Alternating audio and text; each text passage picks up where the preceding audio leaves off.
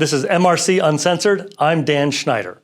Last night, Jim Jordan broke big news about what financial institutions are doing at the behest of the Biden administration. I know we usually cover things like free speech, and sometimes those are esoteric questions, and it might be a little difficult to understand how this impacts your daily life.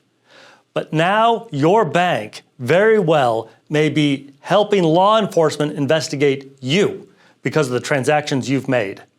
If you've ever shopped at Cabela's, like I have, or Gander Mountain, like I have, or some online sites like gunbroker.com or Midwest USA, as I have, the federal government might be on to you. And what do you do when your bank is helping the Financial Crimes Investigation Unit at the Treasury Department investigate you? You don't have recourse. You can't go to a court and find out what's going on because it's all being done in secret and by the banks voluntarily helping law enforcement find out what you're up to. Well, there is a solution, and I am pleased to have Eric Ohlhausen with Old Glory Bank with me today. Old Glory Bank was started to help people who are concerned about government overreach. Eric, I'm so glad to have you here. Glad to be here. Thank you for having me. Eric, you and several other thoughtful, smart, conservative leaders decided to start Old Glory Bank a few years ago. And I know this because you reached out to me for some advice in this process. Why did you launch Old Glory Bank? And what's the remedy to all of this nonsense going on at the Treasury Department? Well, I'll say our initial premise has been validated quite resoundingly in recent days, and seems every month after month. But when we did come together to form the bank, Old Glory Bank, really were driven by two guiding principles. The first was to be an open supporter of the greatness of America and be a patriotic bank that was proud of its military and its first responders and traditional values of family, faith, and freedom. But second, and just as important, was to be unwavering supporters of financial liberty. We had seen reports of what back even a couple of years ago was suggested was occurring with data sharing. Of course, we've heard about it being much more egregious than originally anticipated. But when we did start among folks I'd worked with in the financial sector in the past, started talking about this, we pretty rapidly got the attention of some prominent patriots and proponents of freedom and liberty who joined us as co-founders. And that includes Secretary Ben Carson, Larry Elder, country singer John Rich, Bill Shine, a number of key fellow co-founders who joined me recognized the need for a bank like Old Glory Bank. And sadly, it's I think the importance the importance of what we're doing and the need for a bank like Old Glory Bank has just resoundingly been validated, especially over the past 24 hours. Yeah, Eric, the Biden administration is using the Treasury Department's Financial Crimes Enforcement Network to go after people who are law-abiding citizens, but under the guise of terrorism.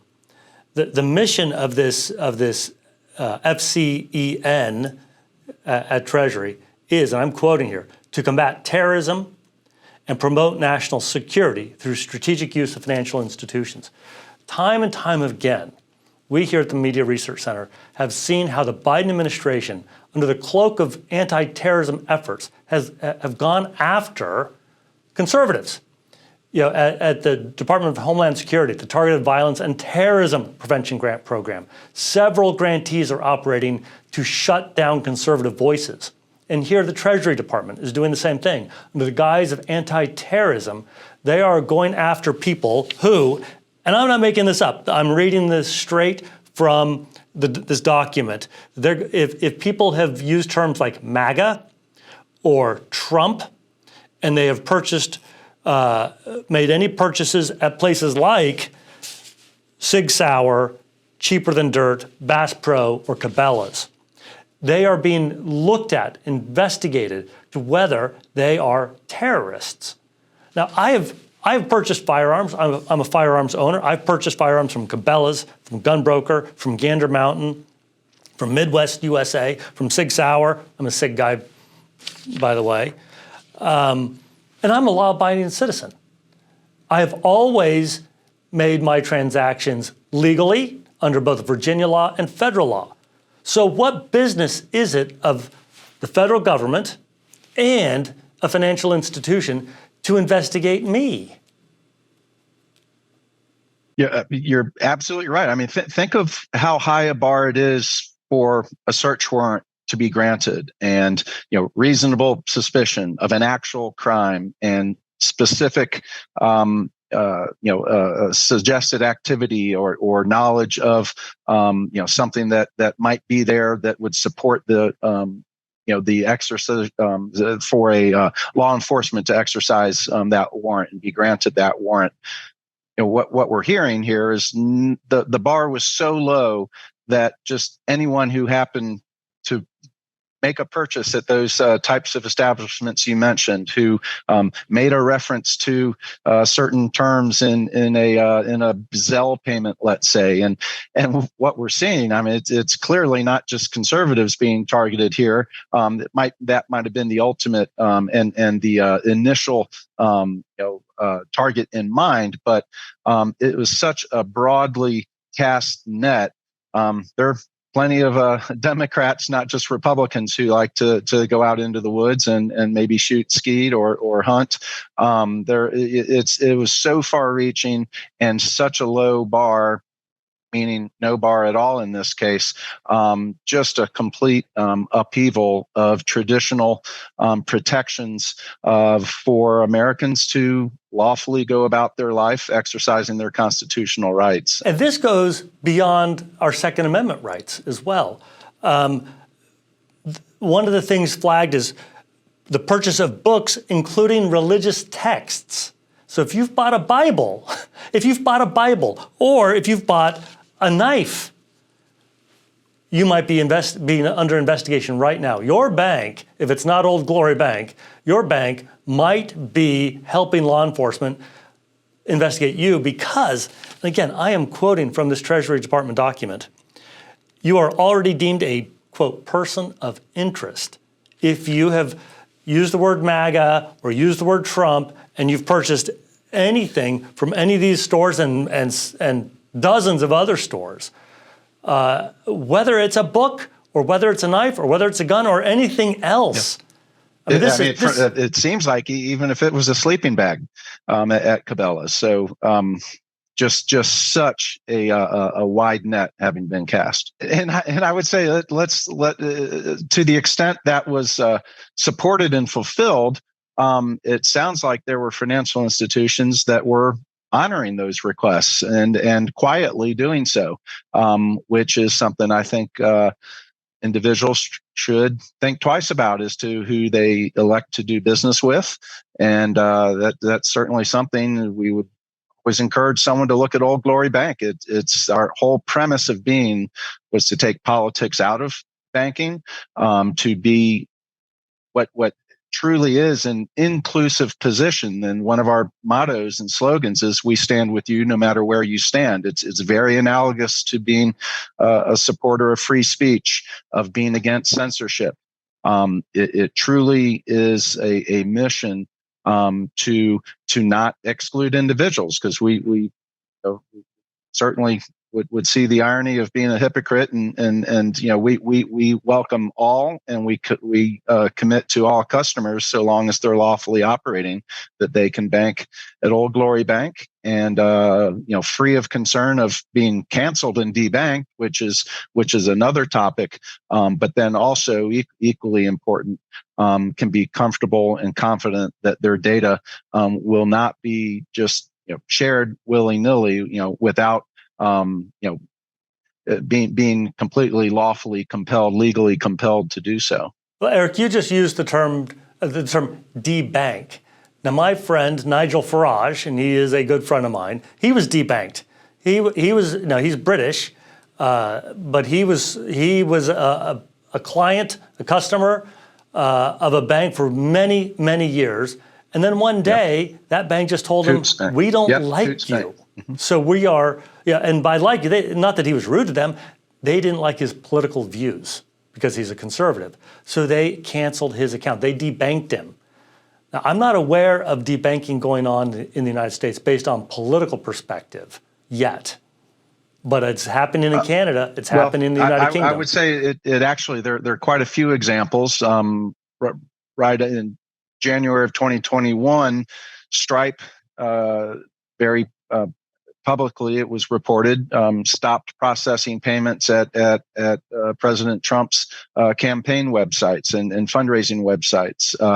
Dinesh D'Souza wrote a editorial about how Chase Bank closed his business credit card without explanation and without any history of any legitimate reason that a bank might elect to close someone's account. Mike Lindell had his accounts, a number of his associated business accounts closed by the Minnesota Bank and Trust. I mean, he's obviously outspoken politically.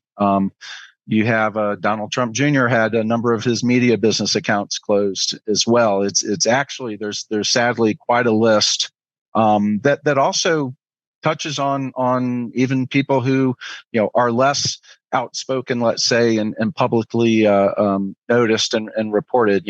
Not non-public figures. When you have PayPal, which even in their terms of use excludes lawful firearms. I mean, they're not just reporting if it happens; they're not even fulfilling a transaction associated. It's in the same paragraph when they say that their tools cannot be used for stolen goods, also ammunition and firearms. Yeah, so I have a checking account with Old Glory Bank. I've got a savings account with Old Glory Bank. And Old Glory Bank, you can actually go to Oklahoma. It's a brick and mortar bank that provides online services. So wherever you are in the United States, and I think that there are also foreign depositors. We have so long as you're a resident in the U.S., we welcome customers. And just a brief history, Old Glory Bank, what was a pre-existing bank that our current team identified and acquired, made a purchase just over a year ago. But the original bank is a 120-year-old bank in Oklahoma. We do have the one physical location, but over the past 8 months or so, since we layered on top of that a fully functioning online and mobile banking experience, we have opened up literally tens and tens of thousands of new customer relationships in every state of the union, clearly from sea to shining sea. And I would point out, first of all, it's quick to open an account. It takes 8 minutes typically to open an account. But when we set out to not just be a bank that supported America and supported financial liberty, we set out to also be an incredibly well-run and full-service bank for our customers. Well, I fight for our constitutional rights and our broader rights every single day. Free speech, is like nourishment. It's food. Without food, we die. But we can go without food for a few weeks and survive. Banking is like oxygen. If we cannot engage in financial transactions, if we can't rely on a bank, we die fast, just like if we're deprived of oxygen. Old Glory Bank is like oxygen. It gives us that ability to buy and sell, to engage in transactions. So we can buy real food, we can buy real beverages. Without Old Glory Bank, and I don't think there's another institution in America anywhere like Old Glory Bank. Without it, we are in serious trouble. Eric Ohlhausen, thank you for joining us. Thank you for the work that you and all the other leadership at Old Glory Bank are doing. This is saving America. Thank you so much. So pleased to be here. Thank you for having me, and appreciate your support.